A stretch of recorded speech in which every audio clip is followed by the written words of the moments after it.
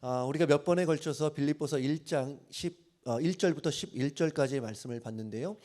사실 오늘 12절부터가 오늘 빌립보서의 본론이라고 할 수 있습니다. 사도 바울은 간단한 문안과 함께 또 성도들을 축복하고 기도하는 내용을 먼저 적고 나서 그리고 나서 진짜 하고 싶은 이야기를 적고 있어요. 지난번에 말씀을 드렸지만 바울은 현재 로마의 감옥 안에 갇혀 있습니다. 바울 하면 순회 전도자 아니겠습니까? 선교행을 하면서 곳곳에서 복음을 전하고 그리스도의 몸된 교회를 세우는, 얼마나 활발하게 사역을 했는지 모릅니다. 하지만 이제는 모든 것이 멈춰버린 상태로 보입니다. 손발이 다 묶여 있어요. 실제로 그렇습니다. 감옥에서, 여러분, 감옥에서 뭘 할 수 있겠습니까? 감옥은 제한된 공간이고 제약이 많은 공간이에요. 자유도 없고 무엇을 할래야 할 수도 없습니다. 아마 바울의 이 소식을 듣고 많은 성도님들도 그렇고 빌립보 교회 성도들도 그런 생각을 했을 거예요. 참 사도 바울이 고생이 많구나. 또 이런 염려도 있지 않겠습니까? 사도 바울이 언제 석방될지, 정말 석방될 수는 있을지, 잔혹하기로 유명한 그 로마에서 사형 집행을 받는 것은 아닌지 온갖 생각이 다 들었을 거예요. 그리고 사람들의 생각은 다 비슷했을 것입니다. 이제 바울이 감옥에 갇혔으니 복음 사역에 너무나 많은 지장이 있겠구나. 누구나 예상할 수 있고 누구나 그렇게 생각할 수 있는 부분입니다. 근데 참 신기하게도 오늘 바울이 뜻밖의 말을 해요. 오늘 12절 말씀인데 같이 읽겠습니다. 시작. 형제들아, 내가 당한 일이 도리어 복음 전파의 진전이 된 줄을 너희가 알기를 원하노라. 여러분, 여기서 바울이 당한 일은 뭡니까? 당연히 감옥에 갇혀 있는 것이에요. 그런데 바울의 말은 도리어 바울이 감옥에 갇혀 있음으로 인해서 복음 전파의 진전이 있다고 말하고 있습니다. 여러분, 거의 반전 아닙니까? 복음 전파가 거의 불가능한 감옥에서 도리어 복음 전파가 더 원활하게 됐다. 참 신기한 일이죠. 특별히 여기서 여러분, 이 진전이라고 하는 단어는 군사 용어라고 말할 수 있습니다. 로마는 당대 세계 최고의 군대를 거느렸는데요. 이 로마 군대의 가장 강력한 무기가 뭐였냐면 전차였습니다. 말이 이끄는 전차예요. 근데 그 전차를 사용하기 위해서는 조건이 하나 있습니다. 길이 평평해야 돼요. 길이 울퉁불퉁하거나 경사가 심하면 안 됩니다. 그러면 전차는 무용지물이에요. 그래서 로마는 가는 곳곳마다 도로 평탄화 작업을 해왔습니다. 공병 부대를 먼저 보내서 먼저 도로를 닦게 하는 일을 했었어요. 그래서 도로 닦는 기술이 가장 발달된 나라가 로마였습니다. 바울이 말한 이 진전이라는 단어는 이렇게 길을 닦는다는 것을 말해요. 마치 공병 부대가 길을 닦는 것처럼 바울 본인이 복음의 길을 닦았다. 본인이 잘해서요? 그렇지 않습니다. 활발하게 열심히 사역을 해서요? 그렇지 않습니다. 참 아이러니하게도 사도 바울이 감옥에 들어감으로 인해서 복음의 길을 닦았다라고 말해요. 어떻게 이런 일이 있을 수 있을까요? 감옥에 있는데 어떻게 복음 전파의 그 전진이 일어났을까? 여러분, 바울이 이렇게 설명합니다. 바울이 감옥에 들어갔다는 소식을 듣고 오히려 많은 성도들이 용기를 냈다고 설명을 하는데 1장 14절에 이렇게 말합니다. 형제 중 다수가 나의 매임으로 말미암아 주 안에서 신뢰함으로 겁없이 하나님의 말씀을 더욱 담대히 전하게 되었느니라. 어떤 일이 있었을까요? 이해가 되십니까? 사실 누가 복음을 전하다가 감옥에 갔다는 소식을 듣는다면 움츠러들지 않을까요? 오히려 한 발 물러서지 않겠습니까? 나도 감옥에 갈 수 있으니까 복음 전하다가. 그런데 반대로 사람들이 더욱더 담대해져서 하나님의 말씀을 전했다는 거예요. 저는 이 말씀을 묵상하다가 이 전쟁 영화가 생각이 났습니다. 이런 장면들이 나오잖아요. 적들 앞에서 이렇게 진을 치고 있는데 엄청난 양의 총알이 막 쏟아지고 포탄이 막 떨어지고 있는 그런 상황. 그런 상황에서 대부분의 사람들은 머리를 숙이고 무서워 떱니다. 어찌할 바를 몰라 해요. 하지만 계속해서 그렇게만 하면, 아무것도 하지 않으면, 숨어만 있으면 전쟁에서 승리할 수 없는 거죠. 너무나 어려운 상황에서도 누군가가 돌격 앞으로 이렇게 외치면서 전진을 해야 돼요. 쉽지 않죠. 근데 만약에 그 부대의 가장 높은 사람이, 리더가 먼저 앞으로 나가면서, 본인이 직접 나가면서 돌격 앞으로 나를 따르라 이렇게 한다면 어떨까요? 아마도 두려움에 떨던 군인들이 그래도 힘을 얻고 그래도 용기를 얻어서 리더를 따라갈 수 있을 것입니다. 마치 이런 것이 아니었을까라는 생각을 해보는데요. 제가 어제 그 채플린 한 분을 만났습니다. 이 채플린이면 군목이잖아요. 우리 교회 가까운 한 15분 정도 되는 것 같아요. 가까운 데서 복무하시는 이 군인 목사님을 만나서 이런저런 대화를 나눴습니다. 근데 이런 말씀하시더라고요. 군 부대 안에서 이 연대장님이라고 하면 제가 알기로는 이 스타 바로 전이거든요. 굉장히 높은 계급이에요. 실제 전투 현장에서 이 연대장님이 지휘하는 모습을 봤다고 말합니다. 이 전투의 현장에서 군인들이 한 번은 이 연대장님의 모습을 보고 깜짝 놀랐대요. 왜냐하면 이 연대장님이 완전 군장을 하고 나타났기 때문입니다. 여러분, 보통이라면 그 정도 높은 계급이면 멀리서 후방에서 작전 통제만 하면 되는 것이잖아요.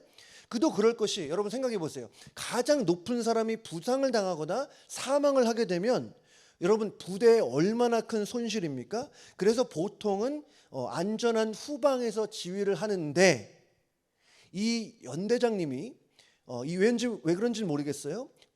권총뿐만 아니라 소총에다가 일반 병사들이 하는 것 이상으로 완전 군장을 하고 나타났다고 합니다.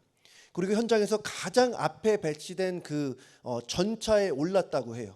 그 전차 위에 그 기관총 쏘는 곳에 자리를 잡았다고 하는데, 이분이 이런 지시를 했다고 합니다.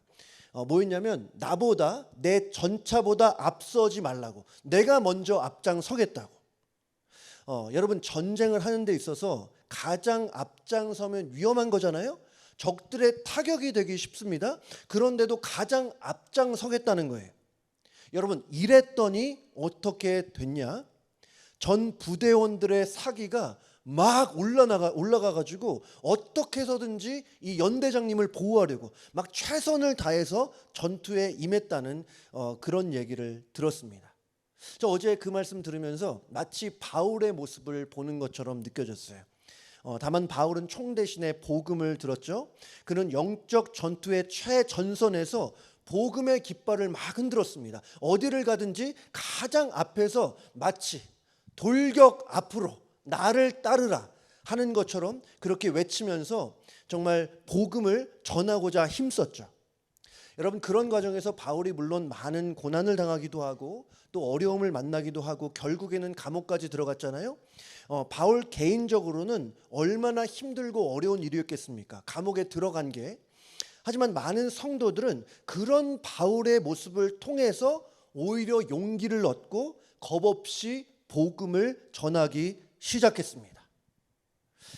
바울의 몸은 비록 감옥에 매여 있었지만 복음은 매여 있지 않았던 거예요. 하나님의 말씀은 매이지 않았습니다. 바울이 아니더라도, 바울은 지금은 감옥에 있지만 바울을 통해서 복음을 경험한 사람들이 담대하게 복음을 전하게 됐던 것이죠. 그래서 바울이 말한 것처럼 복음 전파에 진전이 있었다는 것. 여러분, 근데 이것뿐만이 아닙니다. 바울이 감옥에 있음으로 인해서 너무나 놀라운 사실은 뭐냐면, 이 복음이, 이 십자가 부활의 복음이 이 로마의 심장부로 향하게 됐다는 거예요. 여러분, 이거 놀라운 사실입니다. 빌립보서 1장 13절에 이렇게 말해요. 이러므로 나의 매임이 그리스도 안에서 모든 시위대 안과 그 밖의 모든 사람에게 나타났으니. 이 바울이 감옥에 들어갔을 때 바울을 감시하는 그룹이 있지 않겠습니까? 이 사람들은 오늘 빌립보서에 보면 이 시위대라고 부르는데요. 우리가 보통 생각하는 그런 간수들이 아닙니다. 이들은 사실 누구냐? 황제의 친위대라고 말할 수 있어요. 이들은 로마의 황제를 호위하는 친위대입니다. 누구보다 황제의 근거리에서 황제를 지키는 자들이 엘리트 집단입니다. 여러분, 그러면 황제 입장에서는 누구를 친위대로 세웠겠어요? 누구보다 황제에게 충성심이 강한 사람. 여러분, 당연하지 않겠습니까? 가장 믿을 만한 측근들을 주변에 두는 것이 너무나 당연한 일이잖아요. 근데 이들은 여러분 전투만 하는 사람들은 아니었습니다. 사상적으로 이미 검증이 된 엘리트, 최고의 엘리트 집단이었어요. 당시 로마 전체에 이 친위대가 어느 정도 되었나, 어느 규모로 있었나 한번 알아보니까요, 한 9천 명 정도 되었다고 합니다. 뭐 그렇다고 해서 9천 명 전체가 바울에게서 복음을 들었나? 뭐 그거는 모르겠지만 어쨌든 바울은 이 감옥 안에 있으면서 황제 친위대에게 복음을 전할 수 있었어요. 어떻게 복음을 전할 수 있었을까? 제가 한번 상상을 해봤습니다. 당시에 아마도 바울은 손목에 매인 쇠사슬이 자기 손목에 매인 쇠사슬이 다른 친위대의 병사의 손목에도 매여 있었을 거예요. 그리고 어떤 기록을 보니까 이 하루에 6시간씩 해서 4번의 시프트를 돌렸다고 합니다. 만약에 그게 낫다면 이 친위대 병사가 계속해서 24시간 바울 곁에 앉아 있는 거예요. 뭐 지금처럼 휴대폰이 있는 것도 아니고 뭐 인터넷 유튜브를 할 수 있는 것도 아니고 할 게 없잖아요. 아마도 심심해서 대화를 하지 않았을까, 서로 이런저런 질문을 주고받지 않았을까 싶습니다. 그런데 여러분, 바울이라는 사람은 어떤 사람이에요? 예수로 충만한 사람 아닙니까? 복음을 위해서라면 자신의 목숨도 아끼지 않을 정도로 정말 자신의 온 삶을 드린 사람 아니에요? 근데 그런 사람과 대화하다 보면 예수의 이름이 전해지지 않았을까? 예수님의 복음이 전파되지 않았을까요? 또한 이 바울이 재판을 받는 과정에서도 이 로마의 관리들에게 복음을 전할 수 있는 기회가 있었을 것이라고 우리가 충분히 예상할 수 있어요. 왜냐하면 바울의 죄목이 복음이기 때문이에요. 여러분 잘 아시지만 바울이 무슨 살인죄를 범한 것도 아니고 사회적으로 어떤 중대한 범죄를 저질러서 잡혀온 것이 아니잖아요. 그가 감옥에 온 유일한 이유는 뭐였냐? 복음이었어요. 그러니까 복음을 대놓고 전할 수 있는 환경과 기회가 바울에게 있었던 것이죠. 이런 과정을 거쳐서 바울의 말처럼 온 시위대 안에 또 온 시위대 밖으로도 많은 사람들에게 예수님의 복음을 전했다. 그러므로 인해서 많은 사람들이 복음을 듣고 예수님을 영접하게 되었습니다. 생각해 보면 이거 참 놀라운 사실이에요. 여러분, 보통이라면 친위대 병사들은 일반 사람들을 만나 주지도 않아요. 바울이 우리에게는 물론 유명해요. 하지만 당시 로마인들의 입장에서 바울은 그냥 식민지, 어떤 작은 나라에서 온 하나의 그냥 종교인에 불과합니다. 그런 바울이 어떻게 이 권력의 핵심부인 로마의 친위대, 이 황제 친위대를 만날 수 있겠습니까? 어쩌면 생각해 보면 복음을 전하기 가장 어려운 그룹에 바울이 복음을 전할 수 있었던 거예요.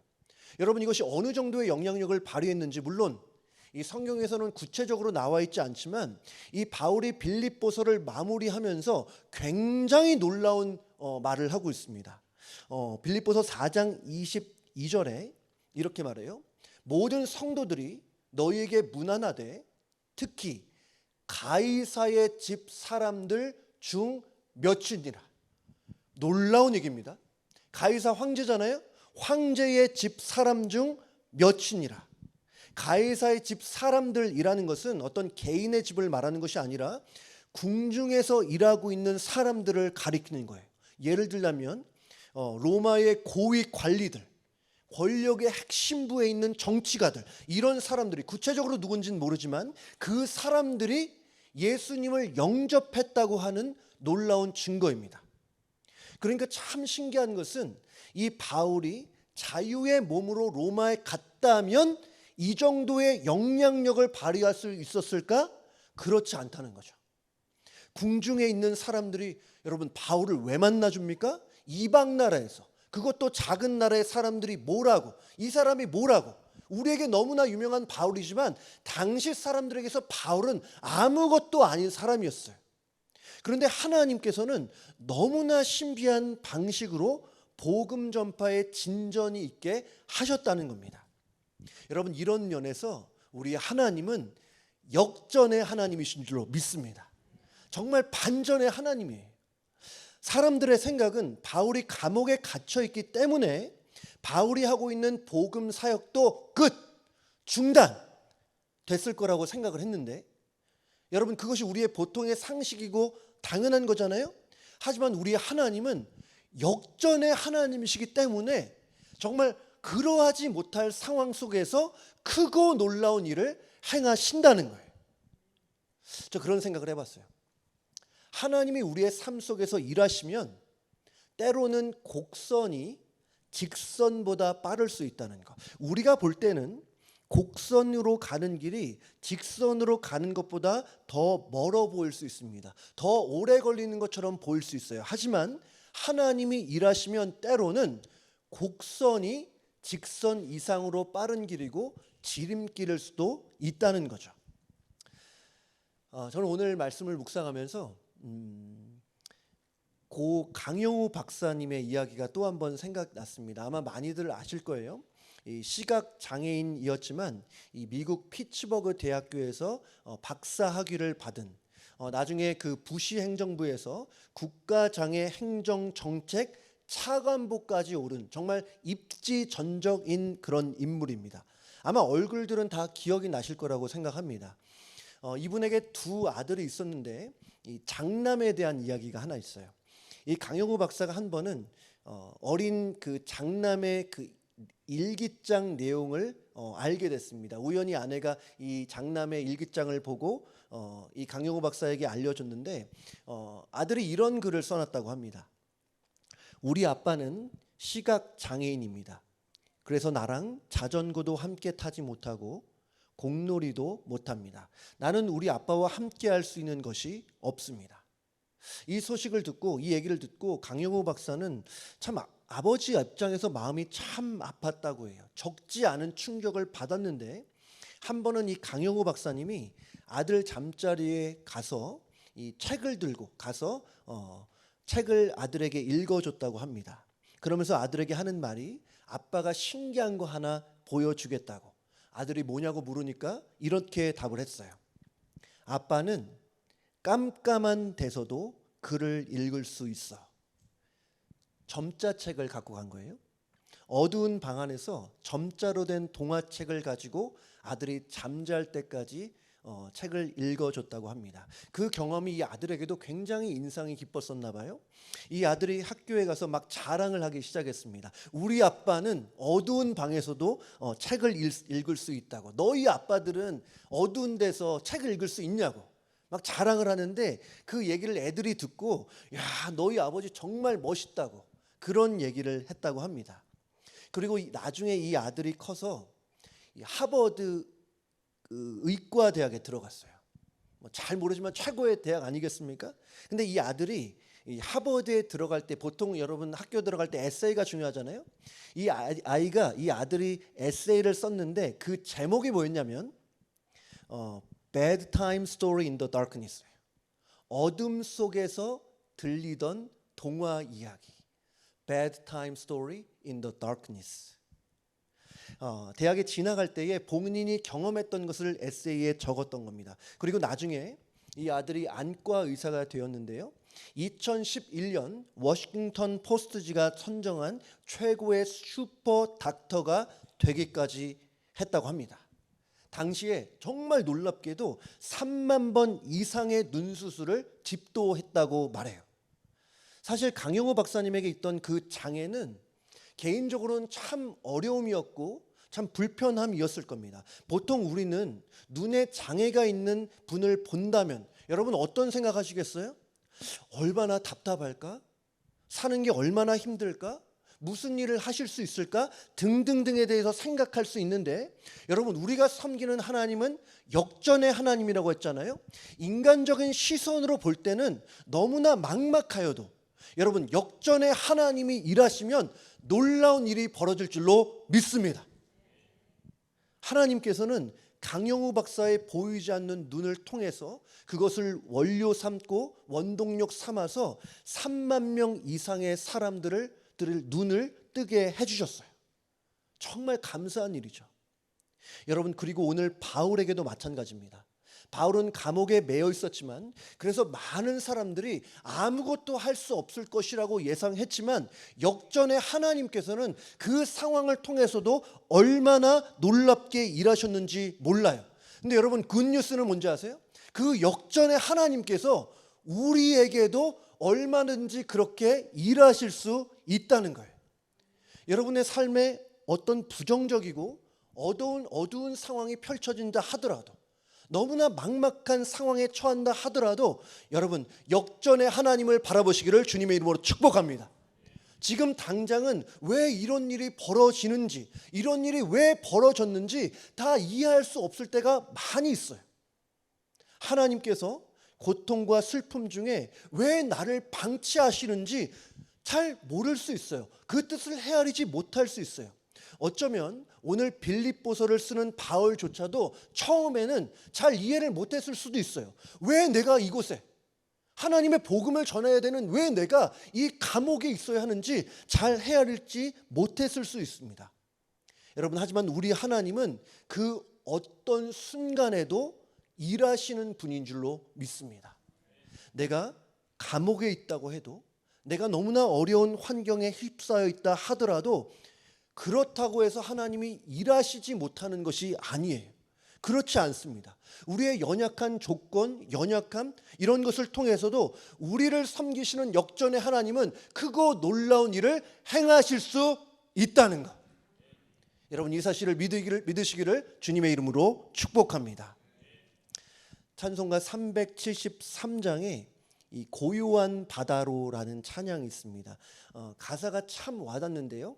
제가 1절 말씀드리면, 고요한 바다로 저 천국 향할 때 주 내게 순풍 주시니 참 감사합니다. 정말 감사한 거죠.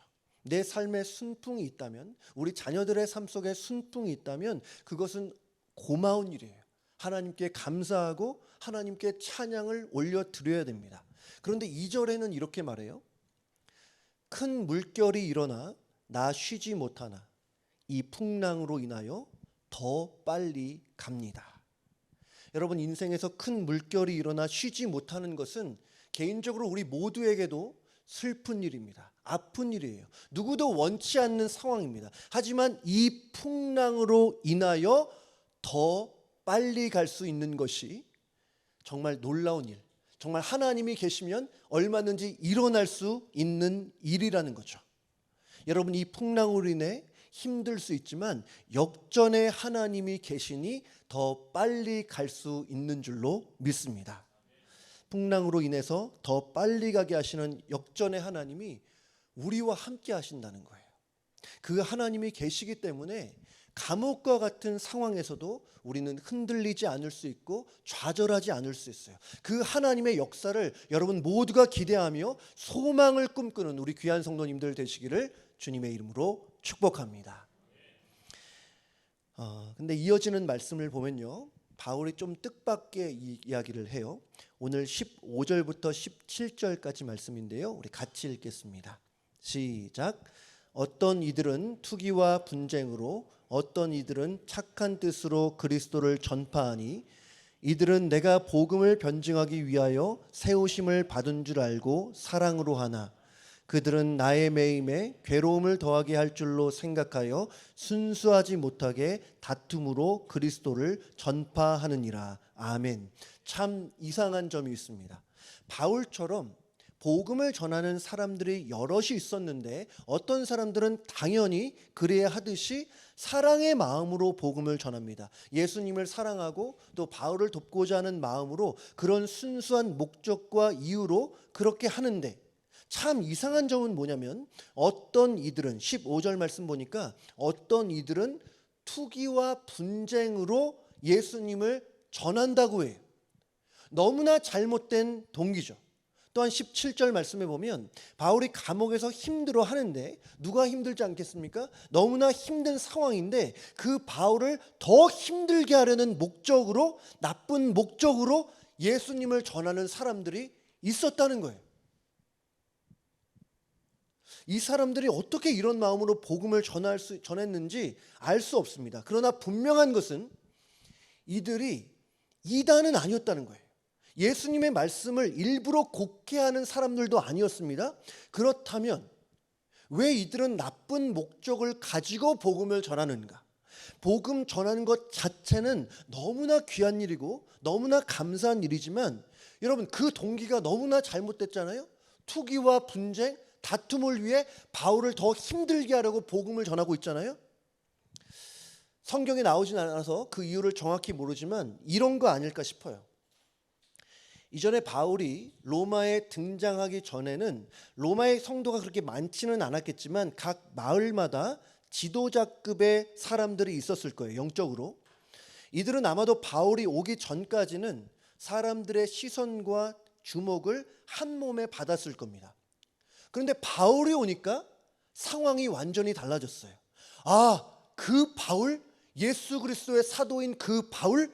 그 사람이 오니까 사람들이 더 이상 그 지도자들을 보지 않고 모든 시선과 관심이 예수님의 사도인 바울을 향하게 됐어요. 사람들의 마음이 바울에게 다 쏠리기 시작한 겁니다. 그러한 과정에서 시기와 질투의 마음이 시작됐을 수 있고 그래서 바울을 삐딱하게 봤을 수 있습니다. 여러분, 이게 사실이라고 한다면 바울 입장에서는 너무나 황당한 일이에요. 사람들에게 바울 자신을 전하는 것이 아니고 예수님을 보라고 그렇게 전하고 있지 않습니까? 예수님의 말씀만, 순전한 복음만 전하고 있는데 왜 이게 경장이 되고 왜 이게 시기와 질투가 일어나는지 바울의 입장에서는 도저히 이해할 수 없었을 거예요. 아니, 복음을 전하는 데 있어서 무슨 높고 낮음이 있으며 정말 바울이 안 그래도 복음을 때문에 감옥에 있어서 힘든데 그런 바울을 왜 그렇게 힘들게 하는가? 바울은 단지 예수의 이름, 십자가와 부활의 복음만을 위해서 살고 있는데 같은 일을 하면서도 다른 사람들이 바울을 견제하고 반대했던 것이죠. 우리네 교회들의 모습을 보면서 이것이 그렇게 새삼스럽지 않다는 생각을 해보게 됩니다. 말씀드리지 않아도 여러분 잘 아실 거라고 생각하는데요. 근데 여러분 여기서 여러분 한번 바울의 입장에 서서 한번 생각해 보세요. 본인은 그냥 복음만을 위해서 순전히 그리스도의 영광만을 위해서 살아왔고 그것 때문에 감옥에 있는데 그 감옥에 가보니 그 주변에 있는 로마에 있는 영적 지도자들이 바울을 견제하고 오히려 비난하고 비판하고 있어요. 바울 입장에서는 너무나 억울한 거 아닙니까? 너무나 억울해요. 그런데 여기서 너무 놀라운 반응을 보여주는데 보통 같으면 정말 말도 안 된다고 멱살이라도 잡지 않겠습니까? 근데 바울이 어떻게 반응하냐면 오늘 18절 말씀인데요. 이렇게 말해요. 그러면 무엇이냐? 거칠애로 하나 참으로 하나 무슨 방도로 하든지 전파되는 것은 그리스도니 이로써 나는 기뻐하고 또한 기뻐하리라. 참 이상하지 않습니까? 보통이라면 정말 억울할 것 같기도 하고 원통할 수 있고 불만도 있어야 되는데 바울은 그렇지 않아요. 오히려 기뻐하고 또한 기뻐한대요. 여러분 잘 아시듯이 성경에서 반복은 강조입니다. 기뻐하고 기뻐한다는 것은 엄청나게 기뻐한다는 거예요. 저들이 나쁜 마음으로 정말 말도 안 되는 동기를 가지고 그리스도를 전파한다 하더라도 어쨌든 저쨌든 그리스도가 전파되니까 나는 그거로 만족할 수 있다는 것이죠. 아니, 화를 내도 모자를 판에 기뻐한다고요? 바울은 진심으로 기뻐했어요.